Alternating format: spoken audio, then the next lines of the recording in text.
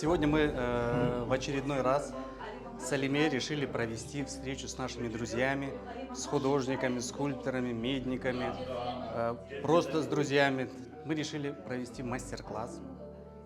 Вот, каждый раз, проводя мастер-класс, немножко меняем тему. И сегодня тема была пласт.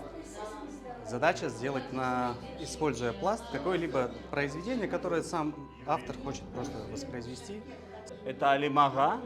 Вот, Алимага, у меня выбора не было, над чем работать. Он напротив сидит, и вот он пьет кофе. Это называется кейф, работа, кейф. Художник на отдыхе. Он вообще уникальный. Он даже мне поправляет. Я даже немножко засомневался над его прической. Я работал над прической. Он говорит, отлично, вообще не трогай. Здесь у нас вот получается вот жизнь, начало, а здесь уже вот высохшее, я вот хочу, еще не доделал, это конец. Детство вспомнил, так интересно лепить. С детства вот я не лепил, так-то резал дерево там или еще, а вот глиной настолько увлекся. Образ, который уже, наверное, лет 40 во мне сидит, это летящая бізге мелек, келген біздің Қырымға келіп, бізге қызмет ашып, гүл сепіп, сазын беріп, на более бір şey yapacak olam ama соңы хайыр білмеймін не olacak. Машалла бізге более топлап, біздерін бір яшлықын аңдыра бізге, когда мы экспериментировали, так сказать. Это кипарисы, это дома, это джами, это дом. Это наш аксакал. Честно говоря, не хуже, чем живопись.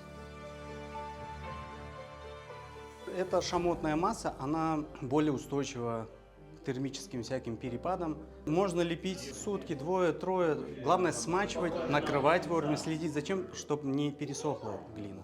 После того, как работы обожгутся, их нужно будет потом или глазурями покрасить, или ангобами, или и ангобами, и глазурями. Это же все творческие люди. У творческих людей всегда все получается. Талантливый человек, талантлив во всем.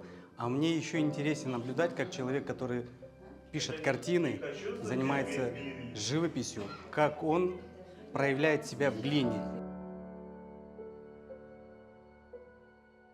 Интересный материал, всем это нравится, особенно когда уже заканчиваешь, там начинаешь работать над деталями, и что-то проявляется уже окончательно.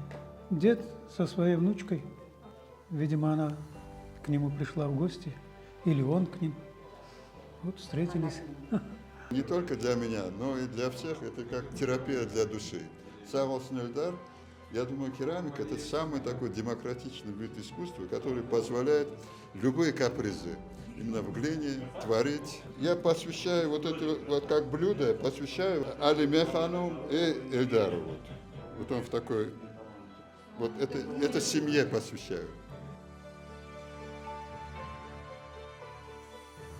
Самая главная задача, чтобы люди пообщались, обменялись опытом, просто позитивом своим, чтобы они почувствовали ту свободу, вообще, которая не связана с их прямой деятельностью.